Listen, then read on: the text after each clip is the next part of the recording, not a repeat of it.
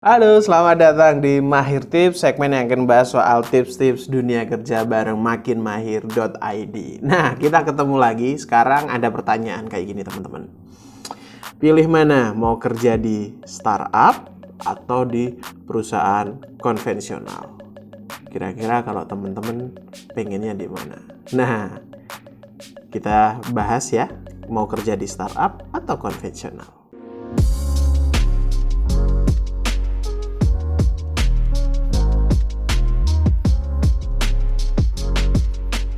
Nah, sebelum menentukan pilihan teman-teman, ada beberapa hal yang harus teman-teman perhatikan ketika memilih perusahaan.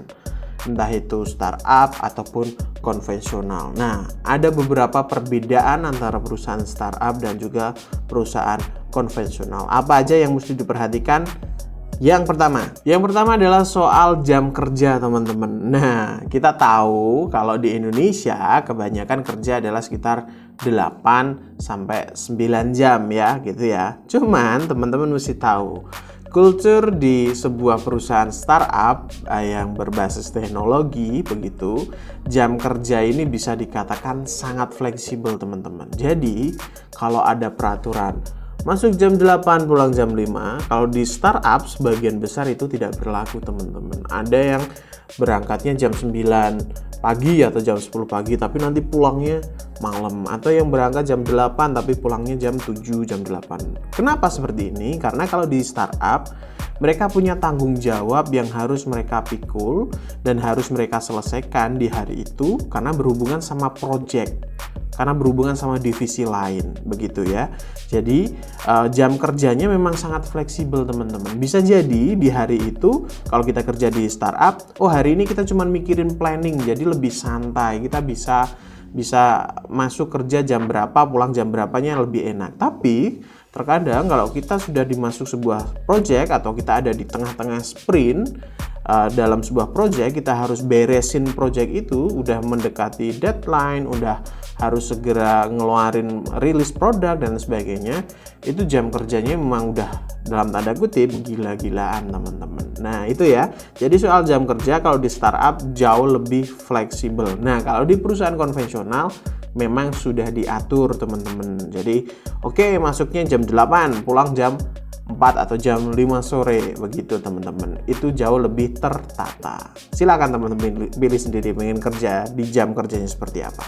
Yang kedua adalah soal pakaian, teman-teman, atau baju kerja. Nah, di startup tuh sangat jarang kami menemukan sebuah startup yang pakai seragam yang sama setiap harinya.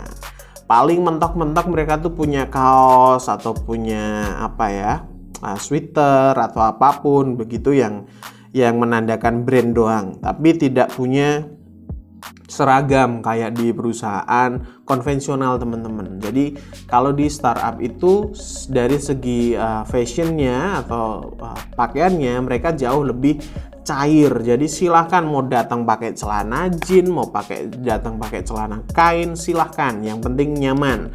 Mau datang pakai kaosan doang atau pakai sweater atau pakai jaket, nggak apa-apa. Yang penting kinerjanya bagus. Jadi kebanyakan perusahaan startup memang tidak terlalu mementingkan atau memperhatikan hal-hal kecil soal pakaian seperti itu, teman-teman. Nah, berbeda di perusahaan konvensional, misal teman-teman kerja di sebuah BUMN atau di mana begitu, biasanya teman-teman ada peraturannya tuh, Senin pakai pakaian apa, Selasa apa, Rabu apa, Kamis apa, Jumat apa. Nah, itu biasanya terjadi di perusahaan konvensional. Memang jauh dalam tanda kutip lebih kaku begitu. Cuman itu juga sebagai identitas sebenarnya, teman-teman. Kalau kita kerja di sebuah perusahaan konvensional yang besar begitu dan kita pakai seragamnya gitu, ketika masuk kerja kita punya proud yang lebih gitu, teman-teman. Nah, itu yang kedua. Yang ketiga apa? Yang ketiga soal pergerakan jabatan, teman-teman.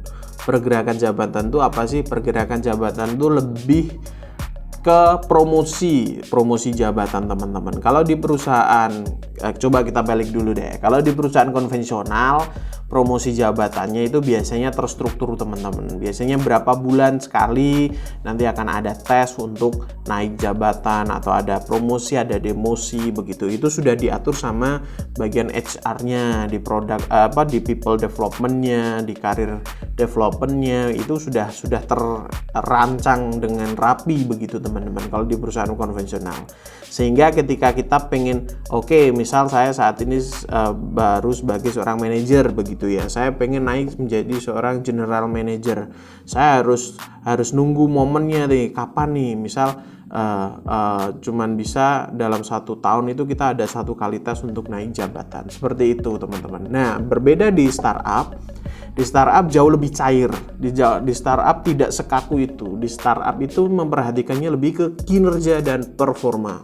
Kalau misal ini masih junior tapi kinerjanya keren, performanya keren, dan memenuhi semua aspek, bisa jadi setiap saat itu langsung sama misal CEO atau COO-nya, udah kamu langsung naik jadi senior begitu, nggak lagi junior. Meskipun secara usia bisa jadi muda gitu. Nah, enaknya di startup itu seperti itu teman-teman. Karir development kita, kemudian jabatan kita bisa naik secepat yang kita inginkan kalau kita punya performa yang bagus. Karena ini didukung dengan culture yang fleksibel tadi itu teman-teman. Nah, yang terakhir nih teman-teman, yang keempat soal lingkungan kerja. Nah, di lingkungan kerja terkadang masih ada yang anggapan senior dan junior. Di startup dan di konvensional pasti ada. Cuman kalau di startup itu secara lingkup kerja, kalau misal kita nggak di pandemi, biasanya mereka ada di workspace yang sangat cair, tidak terkotak-kotakan, tidak terbagi-bagi. Mereka akan satu ruangan, kemudian cuma beda meja doang, bisa saling interaksi. Nah, itu menghasilkan sebuah kultur atau lingkungan kerja yang cair, yang fleksibel, nggak ada lo itu masih junior, nggak boleh deket-deket sama senior. Nah, di startup itu nggak seperti itu.